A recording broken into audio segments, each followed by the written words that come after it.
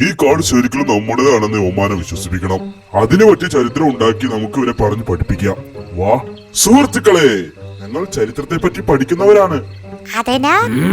ചരിത്രം അനുസരിച്ച് ഈ കാട് പടിഞ്ഞാറൻ കാടിന്റെ കീഴിലാണ്. പടിഞ്ഞാറൻ കാടെന്ന് വെച്ചാൽ ഞങ്ങളുടെ കാട്. അതെങ്ങനെ? പണ്ട് പടിഞ്ഞാറൻ കാടും ഈ കാടും തമ്മിൽ 2 യുദ്ധമുണ്ടായി. ഇവിടത്തെ ജലദോഷക്കുന്നിൽ വച്ചായിരുന്നു യുദ്ധം. 1-ാം ജലദോഷക്കുന്ന് യുദ്ധത്തിൽ ഈ കാട് ജയിച്ചു. പക്ഷേ 2-ാം ജലദോഷക്കുന്ന് യുദ്ധത്തിൽ പടിഞ്ഞാറൻ കാട് ജയിച്ചത്. അതുകൊണ്ട് ഈ കാട് പടിഞ്ഞാറൻ കാടിന്റെ കീഴിലാണെന്ന ചരിത്രം. 2-ാം ജലദോഷക്കുന്ന് യുദ്ധത്തിൽ ജയിച്ചവരാ കാടിന്റെ ഉടമസ്ഥന്മാർ, അതായത് നിങ്ങൾ. എന്താ ശരിയല്ലേ? അല്ല, 2-ാം ജലദോഷക്കുന്ന് യുദ്ധമൊന്നും ഉണ്ടായിട്ടില്ല. എന്താ പറഞ്ഞത്?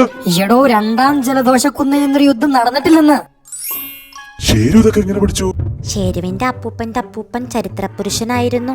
ചരിത്രം അറിയാവുന്ന കടുവയാണെന്ന് തോന്നുന്നു. രക്ഷേ, സ്ഥലം വിടാം.